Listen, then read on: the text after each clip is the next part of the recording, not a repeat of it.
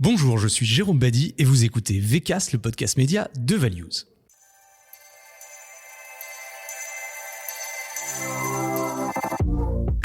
Vous qui nous écoutez régulièrement savez que VCast s'intéresse autant à l'évolution des médias, leur actualité, qu'à la technologie et à l'innovation.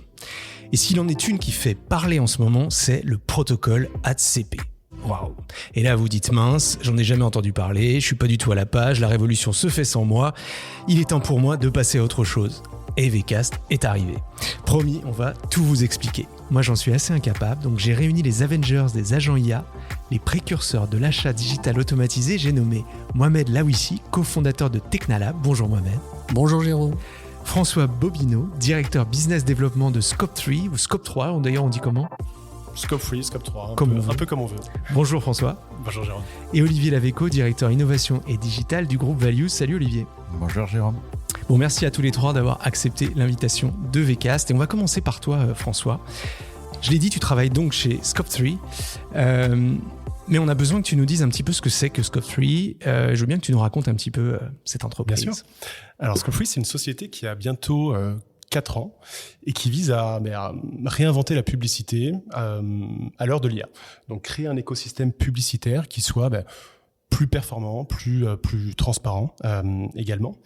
Donc c'était à la mi-octobre 2025. Et Scope 3 était un des membres fondateurs du consortium ATCP, donc pour Ad Context Protocol, ce dont on va parler aujourd'hui. Et c'est vrai que Scope 3, on a commencé il y a quelques années en essayant d'apporter un peu de clarté à l'écosystème, notamment en mesurant l'empreinte de la chaîne publicitaire pour essayer de révéler là où se trouve le gaspillage, les inefficacités. De là, on a créé des brand agents pour essayer capable de traduire finalement une stratégie de marque en décision média qui soit plus intelligente. Et là, aujourd'hui, on construit la couche suivante, donc à savoir un écosystème où on va avoir des agents qui vont pouvoir venir échanger, qui vont pouvoir venir négocier, activer, et donc essayer de réinventer la publicité à l'heure de l'IA. Tu nous as dit brand agent, ça veut dire quoi? Juste qu'on définisse un peu les termes pour tout le monde. Les brand agents, finalement, c'est des agents côté acheteurs qui vont pouvoir transacter demain dans ATCP avec des agents côté éditeurs qu'on appelle des sales agents. Peut-être Olivier, les agents, est-ce qu'on peut dire concrètement ce que c'est? Parce qu'il y a peut-être des auditeurs qui ne comprennent pas ce que ça veut dire. Un agent IA. Un agent, on va dire que c'est comme un assistant personnel qui repose sur l'intelligence artificielle et qui permet de dialoguer en langage naturel. Donc de la même façon qu'on parlerait à un assistant personnel humain, là on parle à un assistant personnel basé sur l'intelligence artificielle qui est capable de comprendre les questions et d'y répondre en langage naturel. D'accord, donc là, il faut qu'on dise quand même qu'on se place dans la grande révolution des intelligences artificielles génératives. Et donc, c'est ça, on converse naturellement pas à travers une commande informatique en réalité, mais on s'adresse normalement on parle à un agent. Donc, Scope 3, vous portez donc un protocole nommé ATCP, donc ça veut dire Ad Context Protocol. Cette fois j'ai bon parce que je m'étais trompé avant. De quoi on parle? On a besoin un peu de définition et d'exemples, François. Donc ce que je disais, c'est qu'ATCP, ça a été annoncé à la mi-octobre 2025, donc vraiment par un ensemble de sociétés, Scope 3, mais pas que, il y a vraiment différentes entreprises derrière ce protocole. ATCP, donc c'est un protocole open source qui va permettre à des agents dans la publicité de se parler avec un langage commun.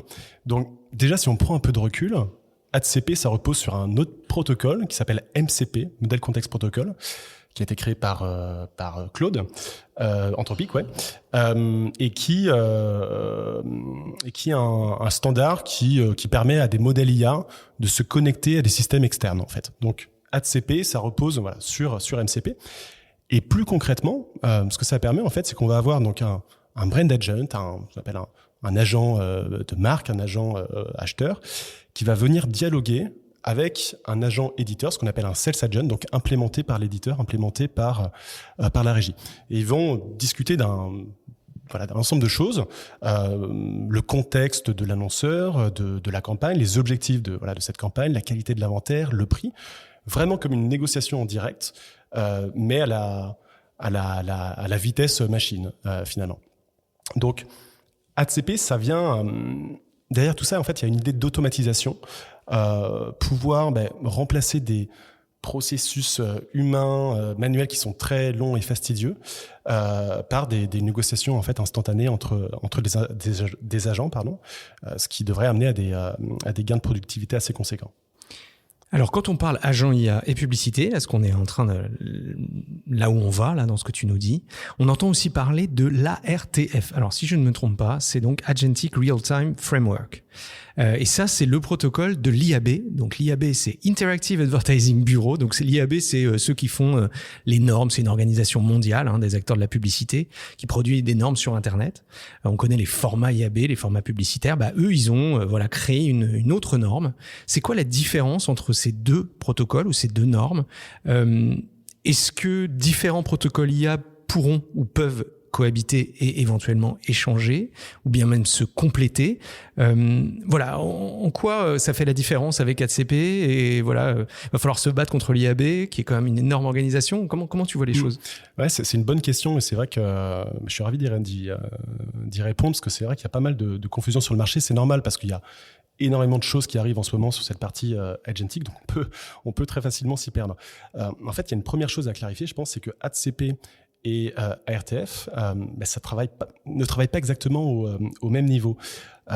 Donc l'ARTF, comme tu le disais, c'est un sujet qui est porté par l'IAB Tech Lab, qui s'inscrit vraiment dans la continuité du programmatique et du protocole OpenRTB.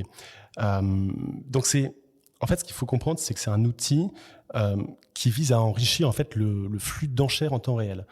Donc c'est vraiment dans le bitstream. Donc c'est finalement un système technique qui vient insérer des informations directement dans la chaîne de transaction pour faciliter une prise de décision immédiate en fait. Donc c'est encore une fois, c'est vraiment dans le protocole OpenRTB, c'est dans le programmatique, alors que ADCP, lui, intervient un petit peu en amont, intervient pas du tout en fait au moment de l'enchère. L'ADCP, c'est pas du tout un système d'enchère, ça intervient vraiment en amont de tout ça, et c'est un protocole qui standardise la communication entre les agents. Donc c'est vraiment une surcouche conversationnelle d'orchestration, et encore une fois, pas un protocole d'enchère. Donc on n'est pas sur le même étage de la fusée, mais il y a peut-être aussi une différence un peu philosophique, c'est que l'ARTF, encore une fois, ça part du système actuel et on essaye de l'augmenter avec l'IA, alors qu'ADCP, on pense qu'on peut venir repenser la transaction elle-même autour d'une conversation entre agents, et pas tout faire reposer en fait sur des enchères en temps réel. Mohamed, tu voulais ajouter quelque chose? Oui, juste pour dire, c'est que nous, chez Technalab, on est tout à fait agnostique sur ces différents protocoles. Et on nous pose aussi également la question, pourquoi l'un, pourquoi ADCP, pourquoi pas RTF? À ce jour, nous, ce qu'on peut dire, c'est que en ce qui nous concerne, on considère que l'ADCP, c'est celui qui est opérationnel et qui nous a permis de lancer une campagne, justement, et on en parlera un peu plus tard. Donc, ARTF encore, c'est en devenir, et puis on verra bien ce que ça donne. Et effectivement, ça peut être tout à fait complémentaire, comme il y en a un qui peut prendre le pas sur l'autre. Mais pour l'instant, le seul qui est vraiment opérationnel pour lancer des campagnes, c'est bien l'ADCP. François, vous avez choisi votre camp, c'est-à-dire ça sera ADCP. C'est effectivement ADCP. Je pense pas du tout qu'il va falloir se battre contre l'IAB. Je pense que c'est un débat qui est plutôt sain sur la façon dont l'écosystème doit évoluer. Si je résume, et Olivier, peut-être que tu me contredis, ARTF, on part de la machine actuelle, si je puis dire, et du protocole, ou du programmatique, de la manière d'acheter aujourd'hui. On va venir la pimper et l'aider dans nos choix et dans nos enchères, etc. Va nous aider dans nos enchères. Et en revanche, ADCP crée quelque chose de complètement nouveau et une nouvelle manière d'acheter la publicité. Ouais, moi, si je peux le résumer, c'est un petit peu ça, c'est que ADCP permet d'automatiser toute une série de processus qui auraient existé dans un monde gré à gré, donc où l'acheteur communique avec la régie, et tous ces échanges-là peuvent être facilités par ADCP, alors que à RTF, on reste vraiment dans une notion de programmatique et d'enrichissement de l'enchère en temps réel. Donc c'est un peu deux problématiques différentes. L'une ne s'oppose pas forcément à l'autre. C'est assez marrant pour l'anecdote, parce que je pense que le créateur de Scope 3, c'est l'un des créateurs du programmatique, je crois. François. Absolument. Ouais. C'est Brian O'Kelly, c'est ça, O'Kelly, c'est ça, ouais. Je pense qu'il est bien placé justement pour savoir. Ouais. Quelle est la prochaine norme? Exactement. Justement, Mohamed, avant de parler des cas d'usage, je veux bien que tu nous dises en quelques mots ce que fait Technalab. Bien sûr. Alors Technalab, c'est une société que j'ai créée avec Faisal Kartobi en France et qui est tout simplement qui est sur 3 piliers, qui est une plateforme de marketing augmenté, propulsée par l'IA et qui travaille sur la visibilité sur les LLM, le benchmark sur l'IA, donc en aidant aussi à récupérer toutes les données qui sont disponibles des différentes plateformes. Et le 3e pilier, c'est l'activation média. Et dedans, on a justement toute la partie agentique et donc l'accompagnement des sellers, enfin des vendeurs et des acheteurs sur le développement des agents. Et donc nous, on travaille aussi bien, donc on a une plateforme à disposition des clients, mais aussi on a toute une phase d'accompagnement puisque, comme on a pu le constater, aujourd'hui encore, il y a quand même, c'est le début, il y a beaucoup d'éducation à faire et puis il y a beaucoup de choses qui sont encore à construire car c'est un écosystème qui est tout à fait en train de se créer. D'accord. Donc on a besoin de toi pour aller toucher ces mondes-là, quoi. C'est un peu ça. Pas que de moi, mais, mais entre de autres. Technalab. Ouais. D'accord, ok. Bon, allez, revenons à nos protocoles. On a donc un langage commun. C'est déjà un bon début. Mais maintenant, faut en fait tout créer et puis surtout adapter les nouvelles méthodes de travail. Bon, alors Mohamed, on commence par quoi? C'est quoi votre vision chez Technalab et d'ailleurs dans chacune de vos sociétés sur les cas d'usage et les chantiers prioritaires? Allez, Mohamed. Alors, dans un premier temps, je rejoins un petit peu ce qu'on s'est dit là au début. C'est que nous, en tout cas, la philosophie chez Technalab, c'est de se positionner sur, dans un premier temps, sur là où il y a des quick wins, où on pense qu'on peut justement apporter quelque chose au marché. Et là-dessus, on voit clairement que le gré à gré ou tout ce qui est borné a plus de sens. Donc dedans, on a la télé linéaire. C'est pour ça qu'on a commencé par là avec le test avec Valus dont on parlera plus tard. Quel teasing depuis tout à l'heure. Ouais, on va vous en parler. Ensuite, effectivement, on pense aussi à la télé connectée, au programmatique garanti puisque c'est du programmatique mais il est borné. Donc ça, c'est toute la partie digitale et enfin toute la partie affichage digital qui elle aussi est beaucoup plus maîtrisable. C'est pas un système d'enchères en ligne infini avec des formats infinis et des volumes infinis. Ouais, c'est ça. C'est quand on n'achète finalement pas, j'allais dire, au volume global avec une distribution un peu partout. C'est plutôt quand on se concentre et qu'on va choisir précisément les canaux de diffusion. C'est exactement. Ça, ce que tu dis. François, c'est ta vision des cas d'usage ou des développements importants avec ces histoires de protocoles? Je pense que un des développements les plus importants, les plus immédiats, peut-être un chantier opérationnel sur le court terme, en fait, il est plutôt côté éditeur. En fait, ce protocole, il doit être adopté des deux côtés, ce qu'on a dit, à la fois côté acheteur, côté agence. Donc, notre mission aussi chez Scope 3 sur nos marchés respectifs, c'était bien sûr, quand ça a été annoncé, ce protocole en fin d'année, c'était bien sûr de parler aux agences, de parler aux annonceurs, mais également de parler aux éditeurs pour que les éditeurs comprennent l'intérêt d'AdCP pour eux et puissent commencer à mettre en place des sales agents. Donc on a, moi personnellement, j'ai pris beaucoup de mon temps en cette fin d'année et puis en début d'année là pour discuter avec les éditeurs, leur montrer la plus-value d'AdCP. Et donc ça nous semblait aussi un peu la priorité en ce début d'année. Essayer d'avoir le maximum de supply agentic. Donc, moi, ce qui m'a marqué, c'est qu'il y a un enthousiasme qui est énorme côté éditeur. Ils comprennent parfaitement que ça peut avoir une valeur ajoutée très très importante pour eux. Et l'autre bonne nouvelle aussi de ce début d'année, il me semble, c'est que Prebid a annoncé reprendre la gestion finalement des sales agents. Et donc ça, c'est génial parce que ça va faire accélérer l'adoption, en fait, tout simplement. Prebid, pardon, moi je l'ai pas, c'est qui?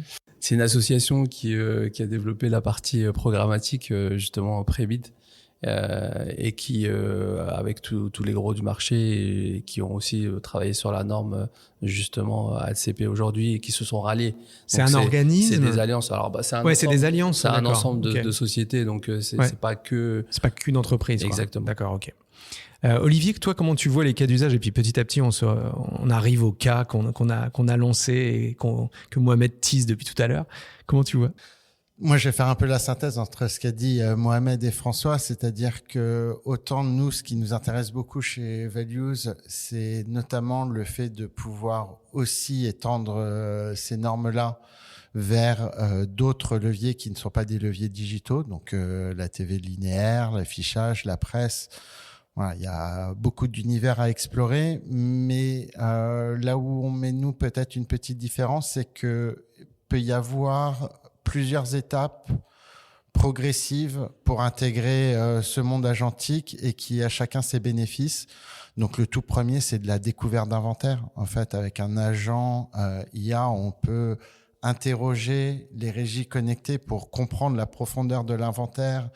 Et donc, si je prends un exemple tout bête, on va dire que sur la presse, pour connaître tous les titres de presse qui correspondent à la cible, on a des experts qui sont capables de le faire, mais ils n'ont pas toujours la science infuse.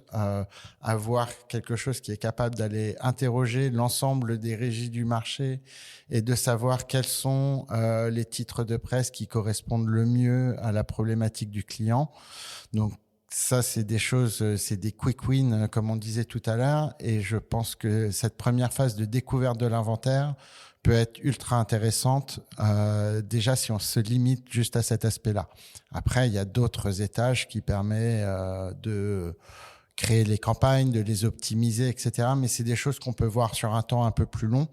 Nous, déjà, si on avait la possibilité d'interroger un maximum d'univers dans lequel on peut faire de la découverte d'inventaire et de connaître les disponibilités en temps réel de ces inventaires-là, je pense qu'on gagnerait déjà beaucoup en productivité et en intelligence.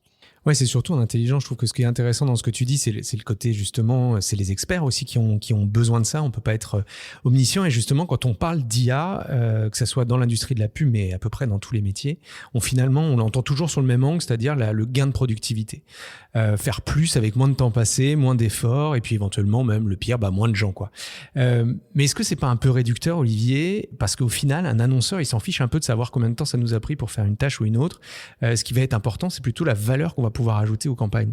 Ouais, c'est un peu ça le point. Ça rejoint mon point précédent qui est justement sur la découverte d'inventaire.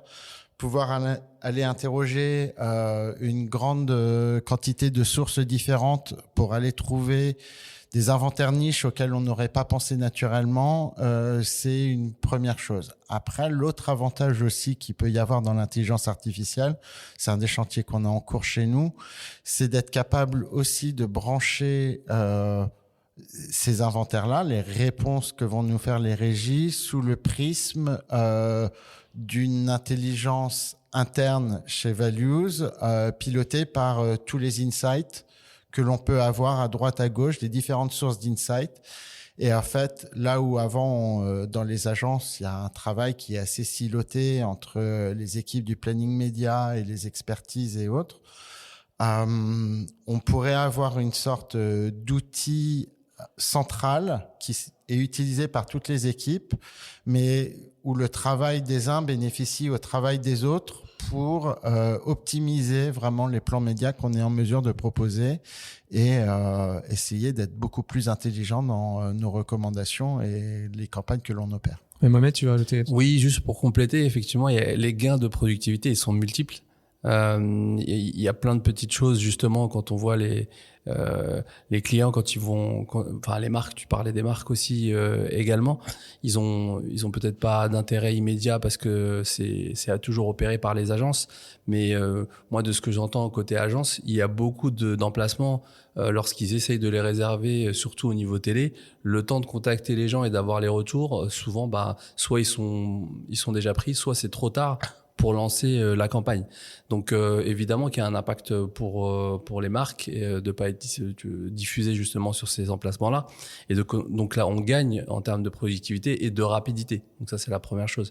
Et après, je pense qu'on en reparlera après, mais il y a beaucoup d'autres gains de productivité qu'on peut trouver justement en travaillant avec les LLM.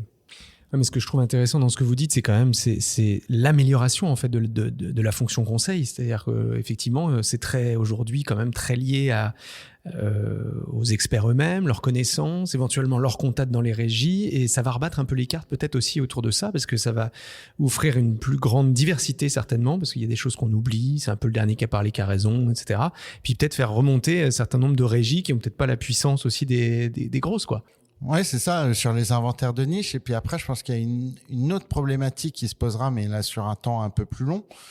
Mais c'est que les régies, une fois connectées à ces protocoles et à la vente agentique, auront aussi de leur côté la possibilité de brancher l'intelligence artificielle pour gérer mieux leur yield. Et donc, il n'est pas impossible non plus que côté acheteur, dans quelques années, on puisse bénéficier de tarifs plus attractifs en achetant via des agents, puisqu'on s'adressera à un yield en temps réel des régies, que traditionnellement avec le gré à gré où on va prendre le téléphone et on va devoir se mettre d'accord sur un prix qui n'est pas forcément ni le mieux pour l'acheteur ni le mieux pour le vendeur. Ce que tu appelles le yield, c'est l'évolution des prix, quoi, c'est ça? Ouais. Ok. Bon, alors Olivier, Mohamed, ça y est, on arrive. On y arrive. Donc Values, le groupe Values et Teknalab ont réalisé un truc assez fou et a priori inédit, en tout cas en France. Alors on pourrait dire...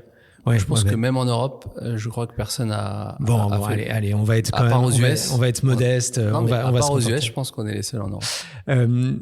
En fait, vous avez réalisé donc la première campagne d'achat, de l'achat à la diffusion grâce à des agents IA. Est-ce que vous pouvez nous raconter, alors d'abord, qui a pris l'initiative, comment ça s'est passé concrètement et quels sont les premiers enseignements? Allez, Olivier, vas-y. Moi, j'y étais pas, donc je vais laisser Olivier. C'était avec Fessal, la discussion, donc j'ai pas les détails. C'était en effet avec Fessal. Alors Fessal, faut dire qui c'est parce que c'est le cofondateur de Teknalab. Ok, d'accord. Voilà. Et donc, comme le disait François tout à l'heure, en fait, le protocole est sorti mi-octobre 2025. On était tout de suite assez intéressé par le potentiel qu'offrait ce protocole. Mais la difficulté pour nous, côté agence, c'est que s'il n'y avait pas d'inventaire disponible, on ne pouvait pas interroger grand monde. Au détour d'une conversation, on en a parlé avec Fessal et qui avait notamment la régie Atlas dans son portefeuille et on a regardé sur un cas d'usage concret qu'on pouvait mettre en place pour connecter les inventaires de la régie Atlas à notre agent d'achat. Et donc, c'est là que Fessal et Mohamed ont fait preuve de magie et de réactivité parce que finalement, en quelques semaines, ils ont réussi à mettre disponible via ATCP l'inventaire de la régie que l'on a pu interroger dans le cadre d'une campagne et ensuite la réserver directement au travers de notre agent d'achat. En gros, ils nous ont pris au mot chez Values et on a dû accélérer parce que nous, comme je disais tout à l'heure, on a 3 différentes briques sur lesquelles on travaille et l'activation média en faisait partie. Et là, sur ce cas concret, on a tout de suite vu l'opportunité, on a échangé avec Emmanuel et avec Olivier et on s'est dit chiche, allons-y tout de suite. Et ce que je disais aussi au départ, c'est que ce qu'on voit là, c'est que c'est opérationnel. C'est-à-dire que à RTF, pour l'instant, on n'est pas capable de lancer des campagnes, alors que là, on a vu que c'est tout à fait possible et qu'on a pu lancer une campagne télé directement en utilisant le protocole ATCP. Bon, alors comment ça s'est passé concrètement? Et puis après, tu vas te faire le juge, François, de tout ça. Comment ça s'est très bien passé? Ouais, d'accord. Concrètement, comment ça a marché, Olivier? Alors, pour le coup, ça a vraiment été pour nous d'une simplicité enfantine. C'est-à-dire qu'à partir du moment où les équipes de Mohamed nous ont dit que c'était disponible, ils nous ont envoyé juste un lien vers un serveur MCP que j'ai pu connecter à mon agent d'achat. Et tout naturellement, sans avoir rien d'autre à configurer, j'ai pu aller interroger la régie, donner le contexte de la campagne, mon budget, les dates de début, dates de fin. L'IA automatiquement était capable de me répondre en fonction des disponibilités et de l'affinité des différentes options de la régie par rapport à ma cible. Et une fois que j'ai pu valider tout ça dans mon agent d'achat, j'ai juste validé ma campagne dans mon agent d'achat et ça a automatiquement créé la campagne dans les systèmes de la régie, qui elle avait plus qu'à valider de son côté la création de la campagne. Pour rebondir sur ce que disait Olivier, en fait, tout le travail, c'est vraiment ce qui se passe derrière. C'est super simple pour le côté achat. C'est la mise en avant, enfin en tout cas en valeur de l'inventaire, la structure de l'inventaire pour pouvoir justement apporter ces données, remonter ces données via le LLM. Donc tout ce travail il se fait en amont.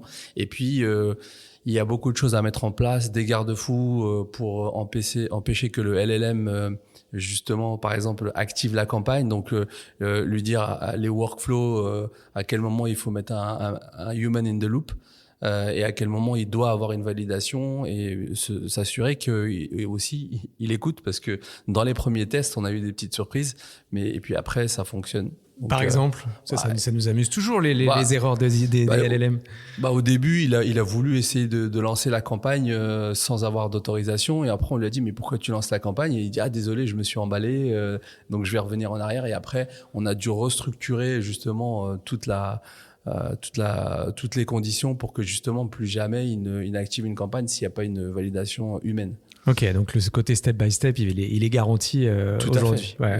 Bon, alors vous regarderez en ligne, chers auditeurs de VCAS, parce qu'on a fait une petite vidéo de ce case qui est assez cool. Ça a fait un peu de bruit quand même sur le marché, ce test. Quelles ont été, Olivier, les réactions, et d'ailleurs c'est valable pour tous les trois, les réactions que vous avez pu entendre à partir de ce test? C'est quoi, des questionnements, des inquiétudes, des envies? Alors globalement, ça a été quand même très bien accueilli. Les gens ont trouvé ça assez intéressant, et pour le coup, on n'a pas toujours l'occasion de vivre des révolutions dans nos vies, et je pense que tous ceux qui ont un peu touché à ce protocole commencent à comprendre qu'il y a une vraie révolution derrière ça. Donc ça a été très bien accueilli. Il y a quand même quelques questions, notamment une des notion que vient de partager Mohamed, qui est la notion de human in the loop. Donc l'humain dans la boucle. Voilà, l'humain dans la boucle, pour être sûr que en fait c'est pas les agents tout seuls qui sont en train de dépenser de l'argent de l'annonceur sans que personne ne sache qui fait quoi derrière. Donc il y a un peu de questionnement autour de ça. Il y a un des points qui est aussi assez intéressant, qui est des questions autour de mais qui va collecter l'argent, à quel moment? Est-ce que ça redéfinit le rôle des agences, des régies? Enfin, la régie, elle envoie sa facture à qui? Elle envoie sa facture à l'agent, elle envoie sa facture à l'agence qui a acheté, à l'annonceur. Enfin, voilà. Donc, il y a un peu des questions opérationnelles derrière tout ça, mais il y a quand même plutôt un accueil enthousiaste et intéressé du marché. François, tu as entendu des choses à partir de ça. Qu'est-ce que tu en as pensé? Même de notre côté, enfin, personnellement, j'étais ravi de voir cette première activation. Ça montre qu'on est plus vraiment dans la théorie, que ça y est, en fait, ça commence à prendre. Donc, j'ai vraiment trouvé ça génial. Je trouve que ça montre que ça y est, c'est en marche, qu'il y a un mouvement qui est en marche. Et plus il y aura d'activation comme ça, plus il y aura d'activation ADCP, plus ça va accélérer la maturité collective. Ouais, redéfinir quelque chose. Côté régie, peut-être que tu as eu des discussions, Mohamed, avec d'éventuels partenaires ou des futurs partenaires. Comment ça réagit? Plutôt enthousiaste sur le côté régie. Alors, on a vu un peu de toutes les réactions. Il y a eu de l'enthousiasme, de la curiosité, mais des gens qui étaient aussi un peu dubitatifs, parce que quand c'est très nouveau, parfois les gens y croient pas. Pour la petite anecdote, moi j'étais au début du lien sponsorisé, du search. Je travaillais pour une société et on commençait à démarcher les agences qui, elles, faisaient encore du display. Et je tairai le nom de certaines personnes, mais on nous avait dit, un acheteur média qui nous avait dit « Ah, le search, ça marchera jamais. » Donc 20 ans plus tard, c'est une grosse partie de... Donc bon, moi, j'ai pas du tout été inquiet, parce que comme disait Olivier, quand on voit la révolution que c'est et quand on a un peu de recul, on se rend compte que c'est une vraie révolution et que ça va forcément impacter l'achat média pour de longues années. Et donc, pour en revenir aux régies, on voit beaucoup d'enthousiasme, mais ils savent pas trop par quel bout le prendre. Donc, on est vraiment au début. Ils essayent de comprendre comment ça marche, comment on peut le mettre en place. Et pour être tout à fait transparent, il y a aussi, on disait tout à l'heure, il y a aussi des craintes de leur côté, c'est de savoir comment je fais pour protéger mon inventaire, parce que c'est un peu comme la data de l'éditeur au début à l'époque, de dire si tout le monde peut venir interroger, même un agent, j'aimerais être sûr que le résultat soit ce que je veux au final, qu'il achète ce que j'ai envie d'acheter, qu'il achète quoi. Donc ils veulent essayer de protéger, donc ils doivent travailler là-dessus, et c'est ce qu'on fait chez Teknalab. On accompagne aussi bien côté achat que côté justement vendeur. Pour mettre en avant l'inventaire comme il faut. Et ça, c'est un vrai métier. Ça va devenir un vrai métier. Et je pense qu'au-delà de ça, tu vas avoir de chaque côté des agents. Et donc, il va falloir les coacher, les entraîner. Et c'est le meilleur qui gagnera. Mais dans tous les cas, tout le monde y gagnera. Mais ce que je veux dire, c'est que ils vont interagir. Et puis, comme on disait aussi, il y a toujours je sais pas comment dire en français, mais human in the loop. Un humain dans la boucle. Un humain dans la boucle. Non, mais voilà, il y a toujours un humain dans la boucle, trêve de plaisanterie, mais c'est vrai que ça sera toujours bordé justement là-dessus. Très bien. Il y a quand même une question qui se pose, je trouve, c'est la question de la souveraineté. Alors ça, j'y pense en vous écoutant. Tu disais que le protocole, c'est sur Claude, c'est ça ? C'est là-dessus que vous avez travaillé, vous ? Alors, moi, j'achète via un agent qui est sur Claude. Okay. Mais en soi, on est dépendant d'aucun LLM. C'est le principe des serveurs MCP, c'est qu'on peut les brancher à d'autres LLM. C'est juste, on pointe vers une destination spécifique. Mais on n'est pas dépendant d'un LLM en particulier. Ok, ouais, Mohamed. En fait, il est natif sur Claude, donc c'est plus facile, tu as le lien qui est déjà automatiquement prêt et que tu peux juste prompter directement. Nous, ce qu'on est en train de développer à l'intérieur de Teknalab, c'est que tu puisses brancher ton propre LLM. Donc, pour que chaque agence, si une agence a OpenAI ou autre chose, puisse travailler avec. Ce qui, à mon avis, va être le cas, puisque le temps qu'elles s'équipent et qu'elles se mettent en place là-dessus, elles vont forcément vouloir utiliser leur propre LLM pour justement, ce que disait tout à l'heure Olivier, utiliser les insights de leurs clients. C'est assez intéressant aussi de se dire que les prochains, les DSP 2.0 de demain, finalement, seront des ChatGPT, des Claude.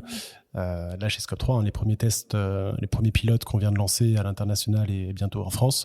Donc, pareil, ce sera via un ChatGPT, ce qui est assez intéressant. Ouais.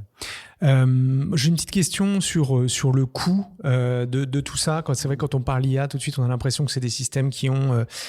qui ont un volume, ou du moins il faut dépenser énormément d'argent pour pouvoir activer tout ça, et puis pour pouvoir les fabriquer, et puis comment vous voyez ça, ce monde très IA-centrique? Est-ce qu'il y a un risque sur le coût de fonctionnement et que celui-ci explose? Est-ce qu'on arrive à estimer ça? Peut-être pour François, peut-être d'abord. Ouais, c'est une bonne question, et je pense que c'est très lié aussi avec ce que fait ADCP et ce que ne fait pas ADCP. En fait, c'est sûr que l'IA aujourd'hui, ça consomme du compute, donc il y a un coût, c'est sûr. Mais ensuite, ce coût pour ADCP, en fait, ça va vraiment dépendre de l'architecture. Et en fait, ce qui est intéressant, c'est que aujourd'hui, ADCP n'est pas un système d'enchères, c'est pas un système de décision où on va demander à un agent s'il faut bider ou pas au niveau de chaque impression. Je pense que ce serait assez catastrophique de faire ça d'ailleurs, mais ça aurait un coût qui serait énorme. Donc si on mettait un modèle d'IA à raisonner sur chaque enchère en temps réel, là il y aurait un coût qui serait effectivement énorme. Mais encore une fois, c'est pas du tout le rôle d'ADCP de faire ça. ADCP, encore une fois, c'est beaucoup plus en amont de tout ça, c'est sûr. Ce que tu disais tout à l'heure, Olivier, la découverte d'inventaire, la structuration des deals, la négociation, l'activation. Donc ça intervient sur des moments qui sont à très forte valeur, mais qui ont un volume transactionnel qui est beaucoup plus faible que des milliards d'impressions, des milliards et des milliards d'impressions en RTB. Donc on déplace l'intelligence vers des décisions stratégiques, pas du tout du micro-événement. Donc, le coût associé à ça, en fait, finalement, n'est pas si important. Prends ça à RTF. Donc, je veux pas dire, mais c'était quand même un petit coup de... Voilà. Bon, allez, pour terminer, on va penser à la suite. On va essayer de faire un petit travail. On aime bien dans VCAS penser au futur. On en est évidemment qu'au début. Donc, quelle prédiction vous pourriez faire à partir de ce qu'on sait aujourd'hui? Quelle place l'IA va occuper dans le trading là, dans les 2 ans qui viennent? Et puis pour quels bénéfices pour les parties prenantes, c'est-à-dire les marques, nos clients, les annonceurs, et puis aussi bien sûr les régies et les agences. Mohamed? Vu que ça bouge assez vite, quand on voit toutes les semaines il y a des annonces, c'est assez compliqué de dire voilà où on sera dans 2 ans. Moi, ce que je prends le pari, je peux prendre un pari aujourd'hui, c'est de dire que quand on voit la démo, quand on voit ce qu'on est capable de faire, moi j'imagine pas que dans 2 ans un acheteur continuera à cliquer sur des plateformes et à télécharger des créas. Je pense même que côté agence ou même côté régie, le recrutement, les gens qui vont venir pour travailler dans ces jobs-là, ils vont demander si des outils de LLM sont déjà en place. Et on le voit aussi dans d'autres secteurs comme dans le trading, ou le trading boursier, où s'il n'y a pas des outils puissants en termes d'intelligence artificielle, les traders vont choisir de changer de banque ou d'aller dans des banques qui sont plus compétitives. Donc pour moi, c'est un vrai changement sur le secteur qui va arriver, et forcément d'ici 2 ans, on ne sait pas le volume, comment ça sera adopté, par quoi, est-ce que ça sera tous les canaux, comme disait tout à l'heure Olivier, est-ce que ça va être plutôt sur ce qui est borné, le programmatique après. François parlait des nouveaux DSP 2.0. Tout ça, c'est très difficile de se prononcer là-dessus, mais une chose est sûre, c'est que les LLM vont rentrer dans le trading média et ils vont l'optimiser d'ici les 2 prochaines années, c'est sûr. Olivier, tes prédictions, tes paris ? Ouais, elle rejoigne un peu celle de Mohamed. Moi, je suis assez convaincu quand même que on est sur une vraie révolution profonde du marché, et que la vraie pierre qu'on attend, c'est que les régies mettent à disposition les inventaires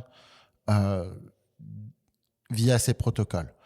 Le fait que, une fois ces inventaires disponibles, le fait que les agences puissent acheter beaucoup plus facilement au travers de ces interfaces-là, pour moi, ça fait aucun doute. Alors, je suppose qu'il y aura des courbes d'adoption différentes en fonction des agences et de l'ADN des agences. Mais nous, on a quand même bon espoir que on est même sur des médias traditionnels, quasiment la moitié de nos campagnes qui tournent sur de l'achat agentique d'ici 2 ans, quoi. On va terminer par toi, François. Comment tu vois ça ? On a commencé par toi sur la création et la promotion de ce nouveau protocole. Si on se projette, comment tu vois ? Je suis plutôt d'accord avec ce que vous venez de dire.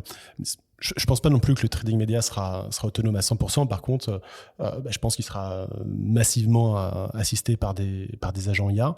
Donc, tu le disais, Mohamed, je pense pas que les traders demain continueront à se connecter dans des plateformes très complexes. On se connectera très probablement à ChatGPT, à Claude, à des outils comme ça. Donc les jobs vont évoluer. Va y avoir un déplacement de la valeur, je pense, mais je pense que les avantages seront tellement énormes pour l'industrie, que ce soit pour les marques, pour les agences et pour les éditeurs. Où, voilà, les éditeurs, ça, à mon avis, ça devrait quand même les aider à revaloriser leurs inventaires.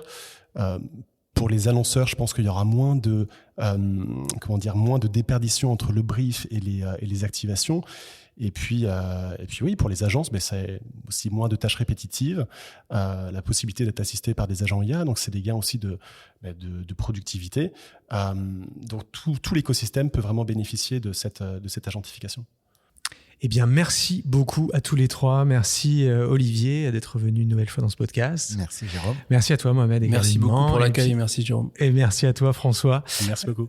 Vous l'aurez compris, aujourd'hui on a parlé IA une fois de plus, et vous n'êtes pas prêts de ne plus entendre parler de ce mot, évidemment.